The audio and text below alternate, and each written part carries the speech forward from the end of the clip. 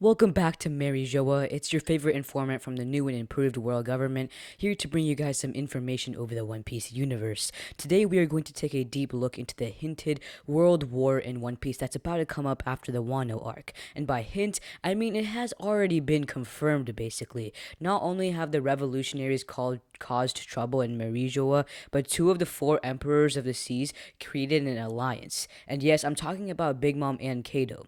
If you add the Straw Hat crew and Law and his Heart Pirates, and you think that they'll team up with Eustace Kid after the Wano arc, then you've got three of the worst generation in on the battle.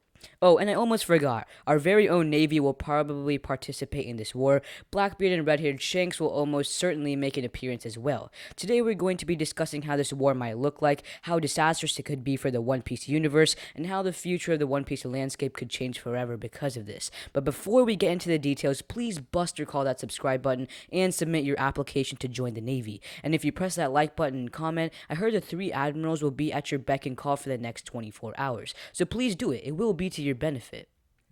Now, with that out of the way, let's figure out who will participate in this war and what the major matchups could be.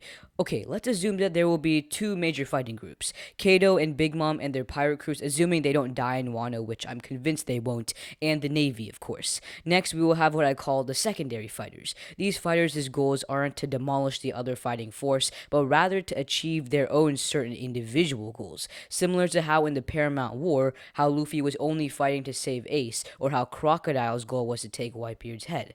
They will still fight and cause chaos, but they will not side with any of the major forces permanently, but rather use them to help them achieve their objectives.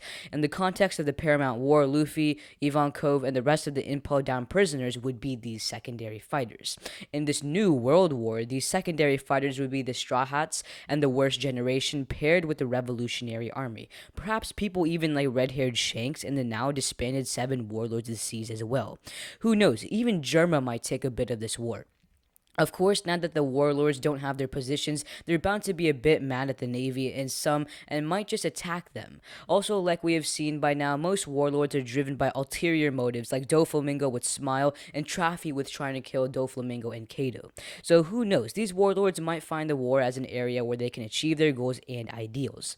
The last group of fighters is what I call the tertiary fighters. These are just people who like to kill or like war and bloodshed, or they might just be trying to overthrow everybody and use the war to do that. Of course, when I say that, I am referring to Blackbeard and his crew when I say this. I can't really think of anybody else in this section as of now, but leave a comment if you think you can. Next up, we're going to talk about the motives of each of the individual fighters in this war. The motives for Big Mom and Kato is that, well, they want to rule the seas and get rid of the Navy. Kato also said he wanted to make Wano a land of pirates, so we'll just assume he wants to make this world a world of pirates. But we cannot be sure. Big Mom probably aligns with these goals, although to be honest, she probably just thinks she can get all the sweets in the world this way.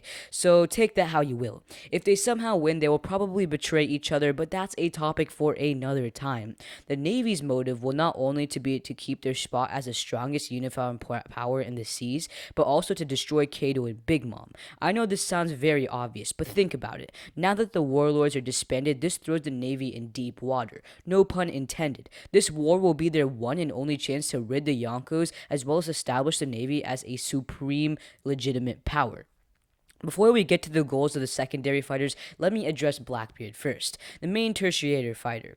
Blackbeard's goal, like I said before, is probably to use his opportunity to rule the world. He will likely wait until people with OP devil fruits die and just absorb their powers. Imagine this, all three admirals work to take down Kato, but they're exhausted and can't do anything as Blackbeard steals Kato's powers. He now has the Gura Gura no Mi, Yami Yami no Mi, and Kato's dragon Zoan fruit, and he absolutely obliterates the worn down admirals. There is no honor in that, but then again, when has honor ever been associated with Blackbeard?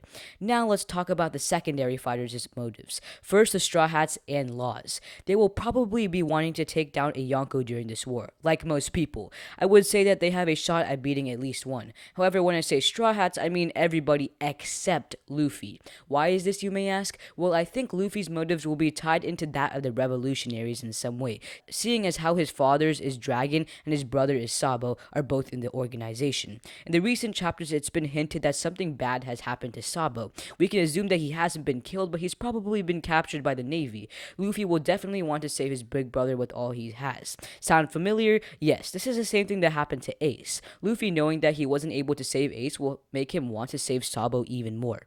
But how would Luffy even know Sabo has been captured, you may ask? I would say the revolutionaries. The revolutionaries would come to Luffy and they would go together to save Sabo from his predicament. This might also come a time when we will be able to see Dragon's powers. Who knows? Now that we've talked about all that, let's get to the fun part, the possible matchups. Of course, I say possible because this war could go any way with anybody fighting anyone.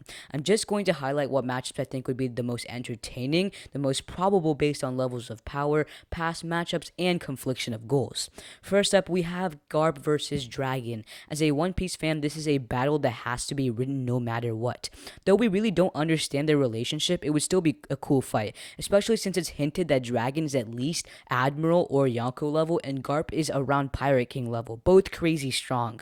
I can't say much on this fight as we really don't have too much info on either of these characters' powers, but I know it would just be really cool to watch it go down.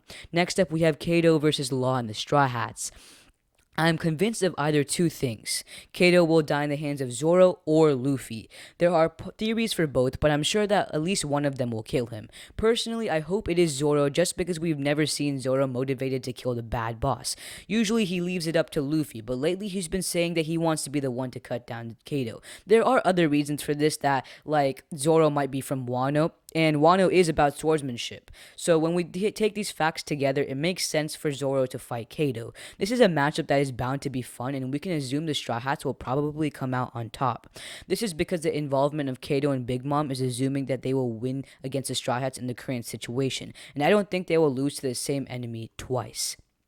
The last matchup I thought there's just bound to be more might just be between Sanji and Big Mom. I obviously don't mean just Sanji and Big Mom fighting one-on-one, but I think Sanji would have his own crew of people helping him take down Big Mom. By these people, I mean Germa and their engineered humans. I don't think Germa would want to help Sanji, but Big Mom did try to assassinate them, so they will probably be looking for revenge. We can also assume that Pudding will play a role in this battle helping Sanji out because it's clear that she also does like him, probably. By the way, these are matchups I would want to see, and to be honest, there's not much info in talking about this when we're going into the war. If you want, I can make a part 2 of this video later on. Anyway, until next time, it's your favorite informant from the world government, signing off.